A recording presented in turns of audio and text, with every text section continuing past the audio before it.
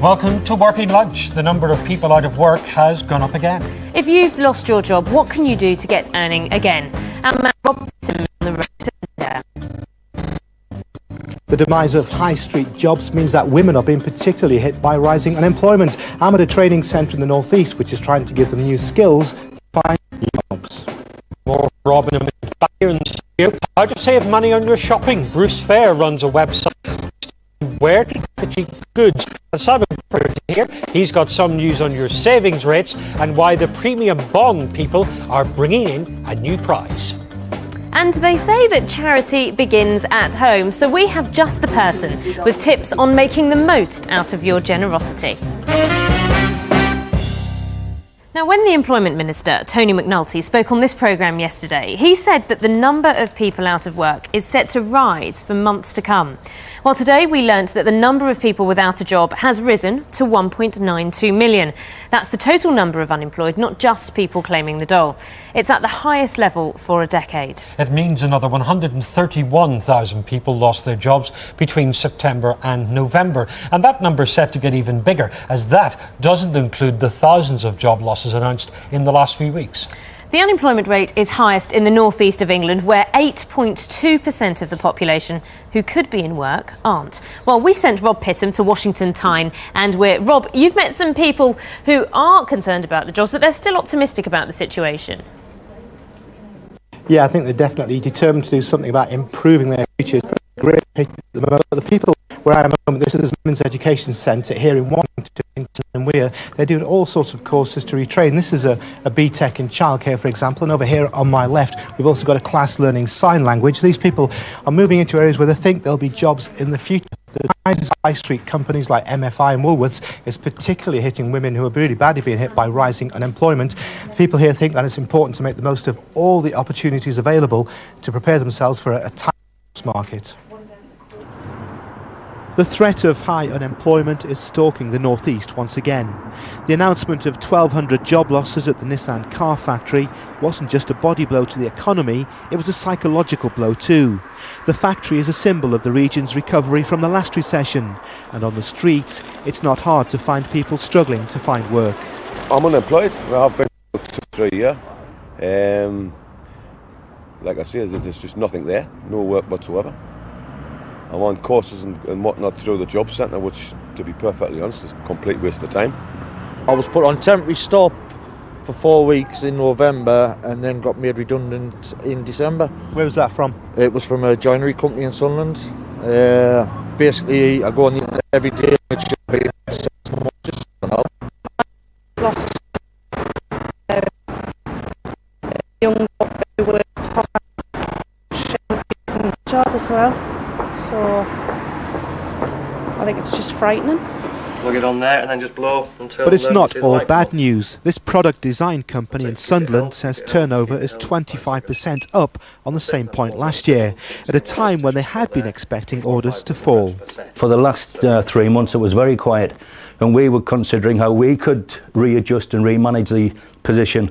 But the smart ones in the companies have really decided that, all right, things are quiet, the competition is in the same position as us. What can we do now to get ahead of the field? And looking at new products, new designs, new elements of the business, even the manufacturing stages, they've got the opportunity now. And borrowing's been at 1.5%, so it's an ideal time to look at getting some cash from the bank. Last year it was 7.5%. And this door and window manufacturer in Washington is thriving too, helped by the decision of a local council, North Tyneside, which brought forward a major order to refurbish its housing stock flowing into the factory. We hear about doom and gloom, but some firms are doing well then. Yeah, our turnover has gone up in the last 2 years from 6 million to 15 million. So it is a great increase for us. And staff have gone from 50 to 140. So yes, we are doing well. The company is starting a new shift and taking on more than 30 new workers. They're one and a region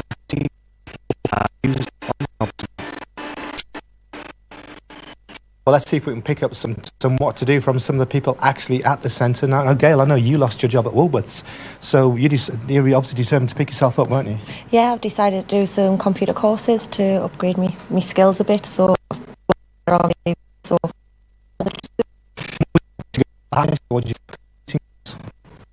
the way things are at the minute, anything's better than nothing. What's your advice to people then? Is it just to keep going? Yeah, you have to. You have no choice but to keep going and trying your hardest. That's all you can do, really.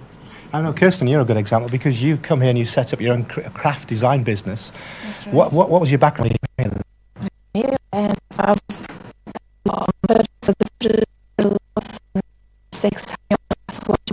new skill bridge that led me to become a freelance designer and then led me to have my own business. And what's it like running your own business? Oh, it's fabulous. Really is, yeah. Especially doing something that I really love. How important was it to come to a course like this then to get those skills? Really important. As I said, for the course, gave me tastes of lots of different courses, and through that I was able to continue, and I did many different courses that I'd had the taster of. Had I not done that, I might not have had the confidence to be able to step into this as well. But yeah, really, really important to try new skills. And Shirley, you're the chief executive here. I mean, what's your advice? First and foremost, come on to us because we obviously will have some issue. We have something called a confidence course, which is often the very, very first step.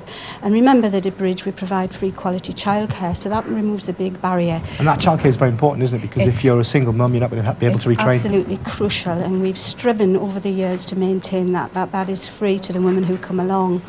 But you've talked and you've heard about the IT programme. We offer a vast range, a vast curriculum really of different courses. IT starting from very, very beginning courses, non-accredited programmes, to courses that give really valuable qualifications like the IBT.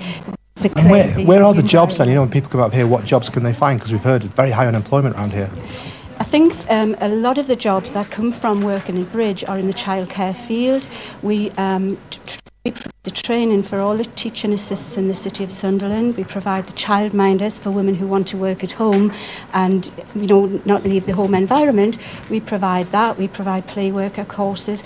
But as well as that, we provide a lot of health courses, confidence building programmes, arts and crafts, all sorts of things. Okay, that's great, Sheila. Thanks very much. Well, as we have heard some really grim unemployment figures here in the North East, but people seem to think about it. Back to you. Rob, thank you very much. Chris Humphreys is from the UK Commission for Employment and Skills. That's the body which advises the government on how to boost employment and training. Chris, where are at the minute? Where are they being created? There aren't any being created today. We're actually seeing the obvious outcome of both financial crisis and, I have to say, industrial restructuring, like in retail, that was already underway. But there are signs that over the next decade, we do expect to see an increase in employment abroad. In every decade where we've had a recession, we've still had 1.5 million plus jobs created over those 10 years. The important thing now is any of the training and support we offer, either businesses or people, really have to tune in to where those jobs are likely to be in the future. So we don't do what we did in the 90s and train people for jobs that don't exist. But where are they going to be? Yes. They're going to be in areas like business services, particularly IT services, in communications. We know logistics is going to grow. There are going to be jobs in education, healthcare, social care, and actually there's going to be increases in jobs in construction once the new capital projects start to come into play and we progress towards recovery.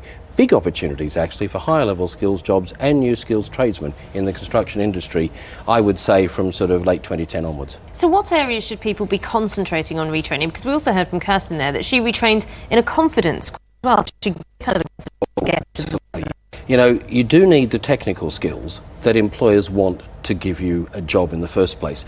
But they might get 10 people who've got the right technical skills. So you've got to get them, but then you've got to learn how to differentiate yourself.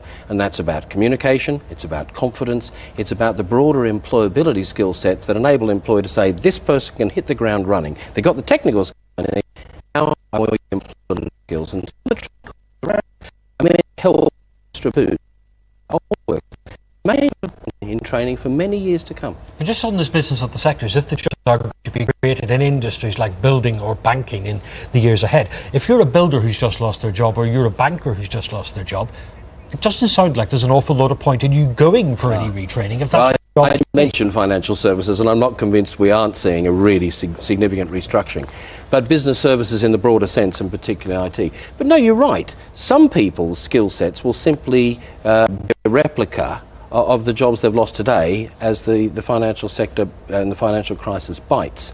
But even there, you know, if you've been in work for 7 years or so and you really haven't updated your IT skills, your communication skills, the whole attitude to customer service, which is changing, the impact of IT, internet retailing, all of these things actually companies want to see in your CV and in the percent of. And often it's those employability things beyond the technical skills will differentiate who gets into who actually gets the job. Interesting stuff. Chris, thank you very much. Good. Let's get a question to Bruce. Bruce Fair, you're the head of Kelku. We were talking about internet training. Chris was mentioning how valuable it can be. Is that something you look at when you're employing people now? We haven't necessarily used IT training courses to recruit people in the past. However, it's something that we should definitely look at in the future. We recruit from a wide variety of backgrounds at Kelku. For example, Khan used to be a roofer. Just to give you an example, we generally employ people who have the skill sets that we need for them to succeed in the position, whatever that position would be. Internet area is seeing growth, especially in retail. Are you going to be recruiting this year, do you think? So we currently have 270 people across Europe. We currently have around 10 headcount that are open right now, but I wouldn't see that we're really going to expand too much in 2009 and 2010 unless we go into new countries, which we may do. OK, Bruce, we'll get more from you throughout the programme. Thanks. From your website. Well, indeed. Thank you. Some more items that you need to know about today. The Britannia is to merge the Co-op Bank. That it'll create a new super mutual owned by their customers and will offer a strong, fair and ethical alternatives to the big banks. The 9 million customers who currently own those businesses, bad news for you is you're not going to get a windfall when the two get together. The Governor of the Bank of England says he may need to use unconventional tools to encourage lending. Now, Mervyn King isn't talking about rasps or rivet guns there. The bank may have to buy up company IOUs to cut business borrowing costs and to release even more money into the financial markets. And the amount of money loaned out by mortgage companies has fallen sharply, over the last year. Their trade body says mortgage lending fell by 47%. We borrowed £12.6 billion in December. You're planning to send in your tax return on the internet and you've never done it before, then you need to register today. That gives the taxman enough time to send out your registration and your password. If you wanted to send in a paper form, well, that should have been sent in by last October. The final deadline for the online form is the 31st. By the way, if you've got any questions about your tax expert John Whiting is here on Friday to answer them. Email those questions at working.lunch on Friday. Now, what were you doing in 1985? It was the year of Live Aid concert. EastEnders started on the telly while the Dukes of Hazzard stopped. Navratilova won Wimbledon yet again. And one other thing, the price of Barclays shares cost as much then as they do today. At various points today, the bank shares had lost as much as another 1/3 of their value, pushing them to their lowest level in 24 years. Shares are being dogged by fears that the bank may need to raise more funds or may even be nationalised. The head of a group of MPs has urged the government to take RBS and Lloyds into state control. You see down another 59 pence today. The new Lloyds group also down 42, but RBS and Standard Chartered, they are both up. Now, when the banks fall, the index of top shares also suffers. The FTSE index of shares in our leading companies, 33 points lower today at 40.58. The Dow down 332 in America last night. And still with our retro feel, well, the pound is edging closer to levels that it last fell to during your summer holidays in 1985. Sterling bought just $1.37.16 during the trading day today. If it goes below $1.37.14, then that will be the lowest intraday price since July 1985. Now, unless you set the whole afternoon aside to review Prime Minister's questions or President Mubarak's swearing in on the iPlayer, then you can always check out your shares on the Working Lunch website, bbc.co.uk/Working Lunch. Well, there's good news and bad news for premium bond holders. If you're a winner, you could win it bigger soon. However, National Savings is cutting the interest rates on its bonds and savings accounts. Simon is looking into this. Simon, how much is the prize now? Well, the prize at the moment is the highest you can get is £1 million, but what they're bringing in is a £25 prize. So it's actually the smaller end of the market they're moving into. And that's in that's in response to people saying they want more prizes. Well, there's a limited pot, so they come up with a smaller one they can have more of. So how's this going to change what you can win overall?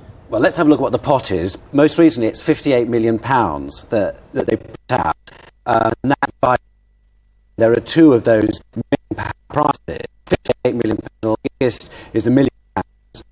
And at the bottom, there are £1 million £50 prizes. That's at the bottom at the moment, and what they want is more small prizes. That's what people have been asking for. So you're going to have £25 prizes, possibly coming in April if they decide to do it then. It's what people have been asking for. But if you can imagine the same pot divided up, it'll mean something will give amongst the £1,000, £10,000 prizes. They'll be shaved off to make a big bottom there of more than £1 million, I would imagine, £25 prizes.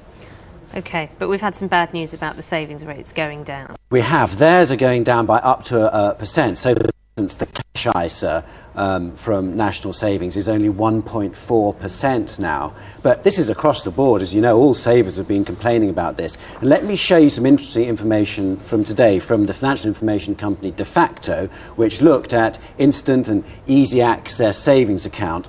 And the percentage of those which actually gave you more than the inflation rate. We heard yesterday 3.1%, the CPI, Consumer Prices Index. So let's have a look at it. Higher rate taxpayer, they pay tax as well. None of them give them a real return.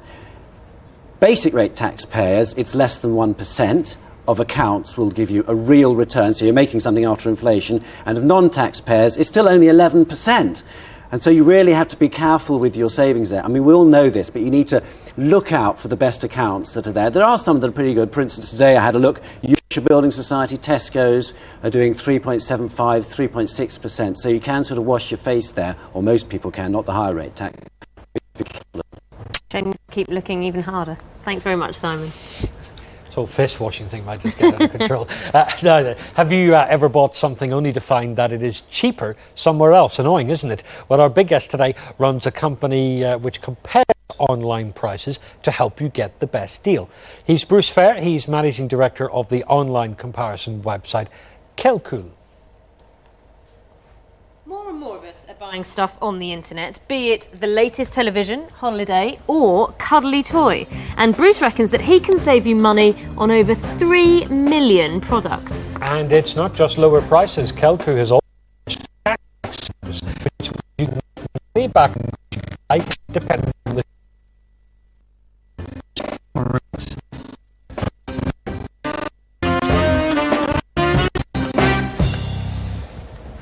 there are other sites available, of course, that do a similar sort of thing. We'll talk about Singers in just a moment or so. I'm interested in the relationship between your company and the company whose products that you sell. Do you, for example, charge them to appear on your website? Not directly, no. So we... Hang on, what do you mean not directly? We charge retailers each time we send a user to their website, but there are no listing fees to appear on our site at all.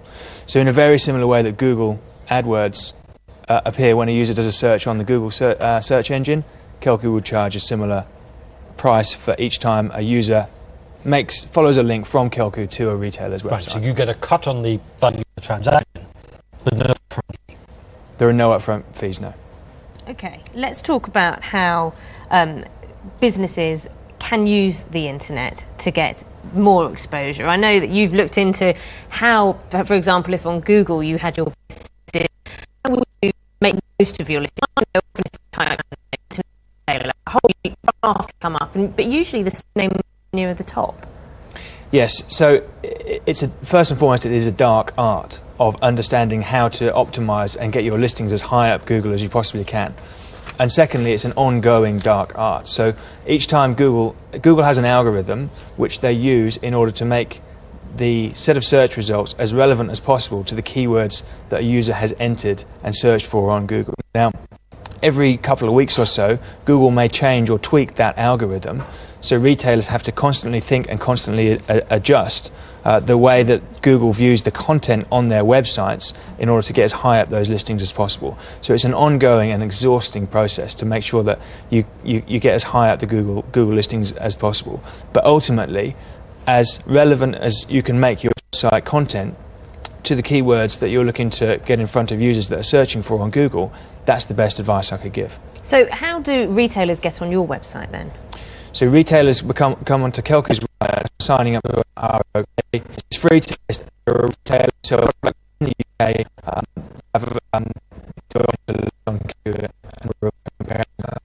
Does that mean you list all the products? We currently, for a lot of categories, that'd be an awful lot of different items there. We do list an awful lot of items. So we currently have around 420 different categories on Kelco. We list around 3,000 retailers. I think somewhere around 7 million there are lists on Kelco. Where we're because on the high street, lots of complaints about sales being lower this Christmas, but online sales were higher yet again. Yes, so sales this year generally, according to IMRG, who are the big retail body, look at 15% on great news. That we're seeing exactly what you look for the most, yes. Has it changed? Where you imagine that we might have been looking for gadgets and things in the run-up to Christmas, but that's unlikely to have carried on into the new year. Individually, we haven't seen a big change in what people are looking for. However, we are getting a lot of increased online sales around things like fashion, footwear, home and garden. The most searched for item in 2007 was the Nintendo Wii, and in 2008 it was the Nintendo Wii as well. But we fit closely followed by the Nintendo. There goes. Nintendo. What makes you different? There are lots of comparison sites out for insurance, electrical goods, whatever. What's your point of interest? We predominantly focus on shopping. We have a financial comparison section, but it's not our core business. We really focus on shopping, and we try to be the experts in our field, and we try to give users the biggest number of search results for any particular product they're looking for on the internet, and we think we do that pretty well. Bruce, thanks very much for speaking to us. Bruce Fair, it's quite interesting, that insight into how it all works on the internet. Well, the banks to look at unconventional tools when it comes to helping the economy. What I was talking. I did for a rare moment. Listen, well, we did get an email from one working lunch viewer who told us about some unconventional advice that he set up in business in this is Robertson, and after 25 years of working day, he said he found a bit of extra money at the end of the month. Good. So he went to his bank manager for a bit of advice on what to do with it. Guess what the bank manager told him? What? Go out and spend it. If you save it, you'll be penalised. For once. My type of bank manager. A bank manager that says go out and spend all the money. We should probably point out that other financial advice is available. Right. Every Wednesday we look at people who've taken the plunge and transformed their lives. It is a slice of life.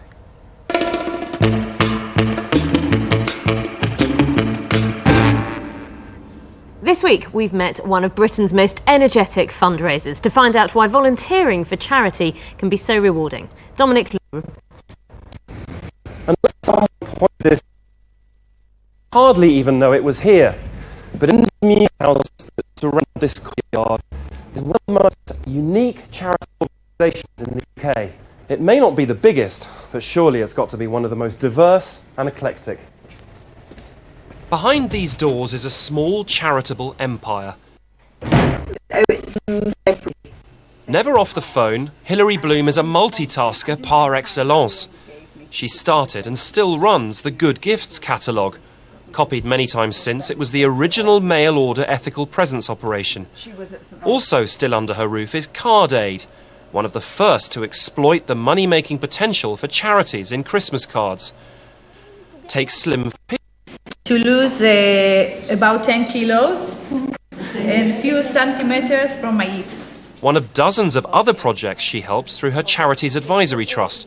Here, women from Jewish and Palestinian communities find common ground in that eternal problem of how to shift power.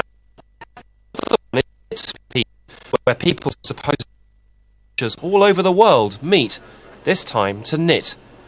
On the shelf back in the office, evidence of another project, Peace Oil, made by Jews, Arabs, Druze and Bedouins.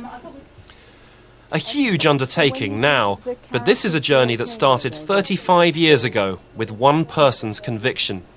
I was working as a charity fundraiser and I noticed that quite a lot of money, charity money, was being lost by rather foolish attempts to earn money. You know, people said, oh, I've got a really good idea of the way of earning money. And they'd set up a sort of business within the charity that they wouldn't have done with their own, they wouldn't risk their own money, but they were quite happy to risk the charities. And I just I'd like to set up a sort of an advisory service to stop them. Hillary's given over 1,000 people their first break in the voluntary sector. Many are motivated by empathy, a desire to give rather than take. We've got these... What Hillary offers is ruthless commercial action, the ability perhaps to say no without shares of life. From the nursery. Well, you saw Hillary in the report. She's here at this. Charities Advisory Trust. And beside her is her husband, Michael Norton. He directs Always for Innovation in Voluntary Action. Very welcome. I'm curious, what did you do before your charity work? Well, I didn't do anything. I went straight from university into charity work. So there was no before, that was all right. No. Michael, what about you? I did banking and then publishing, but I started as a volunteer when I was at 22, starting a project teaching English to immigrant children and families. Why did you start? There were people who haven't even had the idea. Yeah, my dad said to me, why didn't I volunteer? And I thought, what does that mean? So, just for an easy life, I said, okay. He sent me to see someone called Yogi Bear, and that's true, who was a Jewish emigre, and for 2 years I went to a Jewish youth club, a volunteer sort of manager dealing with kids. Then I decided I'd start my own thing. So why is charity the way forward, particularly in times like this? How can our viewers get involved, even though times still are quite tough? I don't think charity is necessarily the way forward. It's just a way forward for some people. It's a way of solving some problems. But the thing that's really good about it is if you've got a business or you're running an industry, you can't knock on their door and say, can I come and volunteer, like, but you can do that with charities. That volunteering is what are charities about the kinds of charities that are already out there? Can you flood the market, perhaps? I think it's a bit like Dragon's Den. I mean, you might have an idea. I don't think you should get up one morning and say, oh, I'm going to start a charity, because it's... The thing is that the thing that's really good about charity is that it gives you an opportunity to do sort of a test run. So you can say, I'll go and volunteer and see if I like that activity, because though there's an outcome to it that you might like, there's also the process, and you might hate the process. I mean, if I had to clean banks of canals, I wouldn't like it. Hillary, good to speak with you. Thanks very much. And Michael, thank you very much for joining Sorry us. we didn't get more time to talk to you as well. Anyway, we are back at our usual time of 12:30 tomorrow. Yeah, get ready to dim the lights, grab a bag of popcorn. We're going to be chatting to the boss of Odeon Cinemas. It's all about the food. And do you do more to protect your identity? If it's worth it. See you tomorrow, 12:30. Yeah.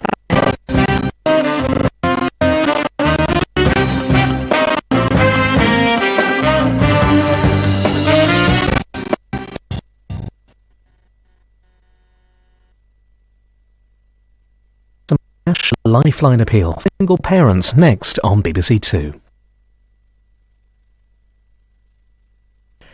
Andy Murray's through to the second round of the Australian Open. Watch his next match live tomorrow morning on the BBC. You can press the red button now for highlights of today's play from Melbourne.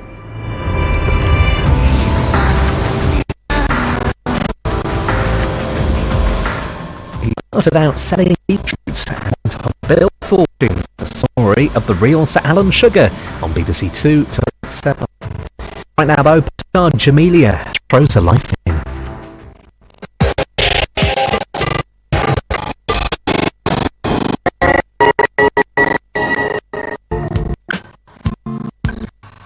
I was raised single-handedly by my mum and was a single parent myself for 3 years, so I know just how tough it is to raise a family alone. People from all walks of life can become single parents. Whether it's through divorce, separation or bereavement, it can be a lonely and overwhelming time. The charity Gingerbread offers invaluable support and information to the UK's 2 million parents raising children on their own. People like Hazel.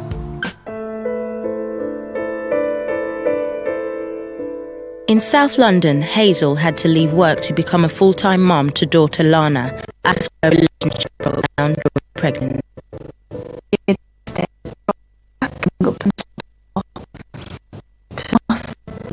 Have you baby? That's it, there's no one. Lana's dad visits once a week, but Hazel's family live abroad. I have been depressed, I have been very, very lonely. And being on my own at night with her was one of the worst times.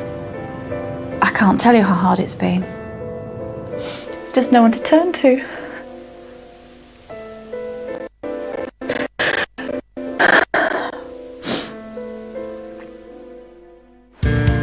Fortunately for Hazel, her local gingerbread group run a scheme to help single parents learn practical skills to get back. Who's going to help you to your goals? What's the obstacle to work? Childcare. The group are developing their skills by planning an event for other single parents in the area. We teach them self-esteem, confidence building, development skills, so they will have better paid jobs. We're all enjoying each other's company very much and feeling that we're not actually alone. I can see us coming alive together. We are strong. We can get through this. We can get through other things as well. You know, thanks to gingerbread, it's all out. Gingerbread transforms lives, helping parents to make their own financial, emotional and practical decisions when they're at their most vulnerable. And Hazel's trainer, Jenny, learned this the hard way. 5 years ago, after physical and emotional abuse, I decided to leave to get a divorce. At the same month, I was made redundant and I had the 2 children to look after. And also, the house was going to be repossessed. And I met other single parents who were even in a worse situation than me. But that empowered me to say, you know what, you can make it. So to me, at that point, gingerbread was my lifeline. I mean, I think the main difference is being more confident. I know who I am, I know what I want, and I know where I'm going. I feel for the parents as well. I know what it feels to be lonely. I know what it feels not to have any money. So to me, I've got the necessary skills that compare to the lone parents.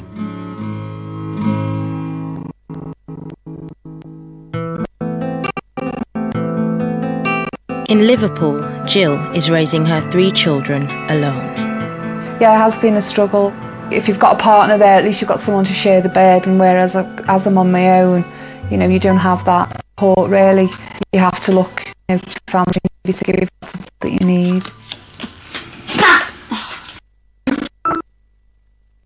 In 1991, but 11 years later, fell seriously ill.